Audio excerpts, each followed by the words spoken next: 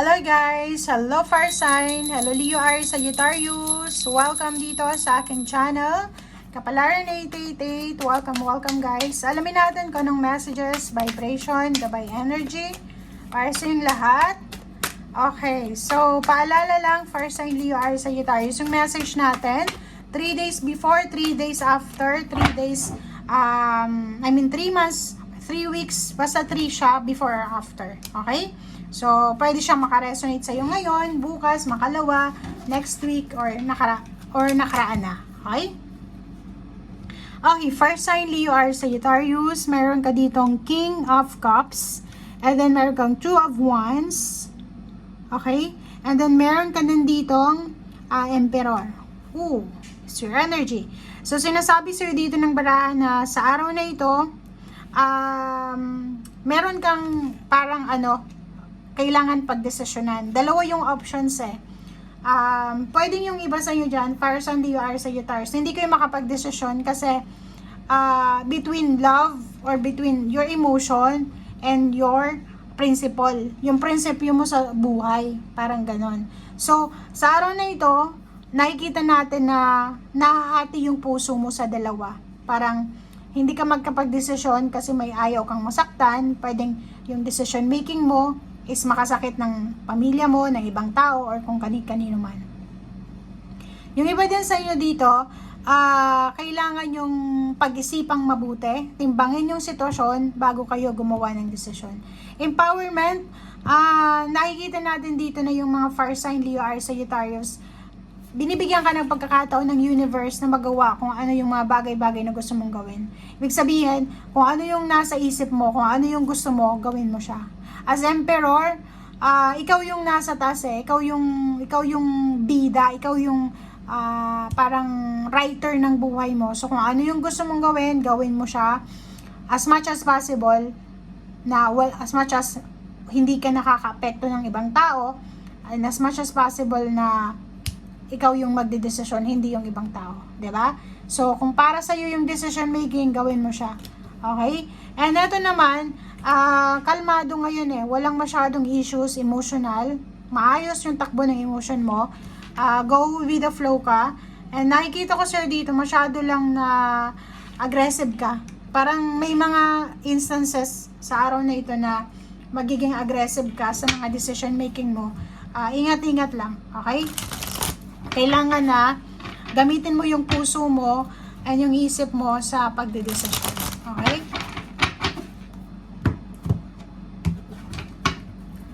Okay, first sign. Wow. Magician.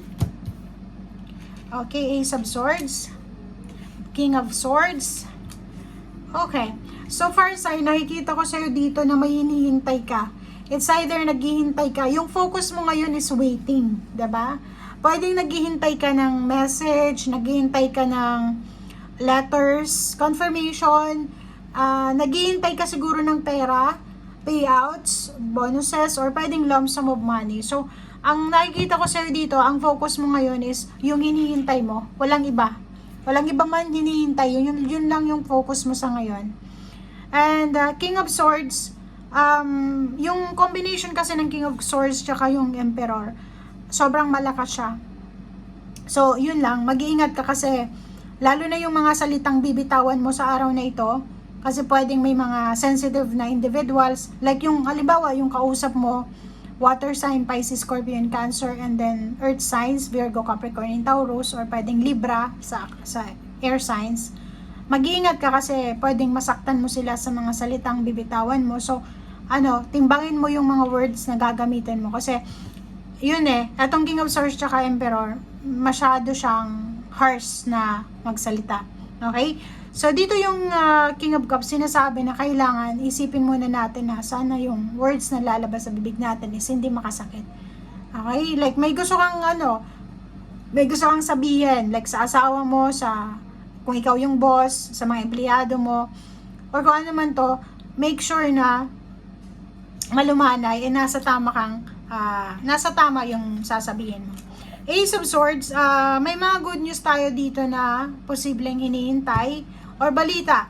May hinihintay kang balita And sinasabi ng magician sa'yo na huwag kang masyadong mainip. Everything happens for a reason. Huwag kang maiinip kasi parating na, 'di ba? Pwedeng yung hinihintay mo, emotional, pera, or judgment, or kung ano pa man. Sinasabi sa'yo dito na everything happens for a reason. Darating siya sa tamang panahon. Darating siya sa tamang timing. Okay? Yung iba din sa inyo dito, King of Wands, sobrang busy kayo sa trabaho. Nakafocus kayo sa ginagawa nyo. Busy kayo sa trabaho kasi siguro ang dami-dami yung mga obligations, bills, marami kayong kailangan na bayaran sa mga susunod na araw. So, ang nakikita ko sa inyo dito na kailangan yung mag-double time. Nagmo-multitask yung iba sa inyo dito. Nagmo-multitask. Yung iba naman sa inyo dito is sobrang abala sa ginagawa nila kasi ang focus nila is sa future. May mga plano sila para sa susunod na araw, sa susunod na buwan, may mga occasion, may mga kailangan silang focus na gagawin. Yung iba sa inyo dyan, mag-iingat kayo, lalo na sa relationship, kung may mga mag-o-offer sa'yo ng proposal, like love, or kung ano pa man, ingat-ingat ka dahil posibleng hindi yan totoo. Pwedeng niloloko ka lang, or pwedeng ginugood time ka lang. So, etong barahang ito na 7 of Swords and then 2 of Cups, sinasabi sa'yo na hindi sincere etong nanliligaw sa'yo or yung ino-offer sa'yo. Okay? 'Diba? So, relationship, sinasabi sa'yo dito na may choice ka. Wag na wag kang gagawa ng desisyon, makikipag-commit, mag-a-agree, makikipag-partner sa relationship kung hindi ka sigurado. Kasi may choice ka eh. Okay? 6 of Pentacles. Sinasabi sa'yo dito ng 6 of Pentacles, guys, na magkakaroon ng balanse yung pera mo. It's either ikaw yung may kailangan or ikaw yung may meron. May lalabas, papasok na energy, flow of energy of money sa buhay mo sa araw na ito or sa susunod na araw. Meron ka ding mga pagsisisihan na mga parang ang nakikita ko sa'yo dito, nagsisisi ka dahil siguro for the past few months, masyado kang magastos, and then nagsisisi ka kung bakit gumawa ka ng desisyon na hindi maganda. Siguro bumili ka ng mamahaling bagay na pinagsisisihan mo ngayon kung bakit mo siya binili, lalo na ngayon na walang-wala kang pera siguro. And 6 of Swords, may travel plans tayo dito. Nakikita ko sa'yo dito na gusto mong mag-travel siguro, gusto mo nang lumipat ng bahay, or gusto mong, ang dami-dami mo ditong mga pinaplano. So, paki-comment sa comment section, fire sign Leo, Aries, Sagittarius, lalo yung iba na marami kayong plano lalo na sa December or sa next years, and then hindi kayo sigurado kung matutuloy ba siya or hindi. And nakikita ko sa'yo dito na nangihinayang ka, parang ganun. It's either vacation plans, it's either moving ng movement, like bahay, trabaho, negosyo. Nangihinayang ka, or hindi ka sigurado kung matutuloy ba siya bago matapos yung taon. Okay? And sa ilalim niya is Hierophant. Ang daming collaboration, partnership na posibleng mangyari sa buhay mo bago matapos yung taon. So, yun ang nakikita natin. Maraming salamat and see you again. Bye!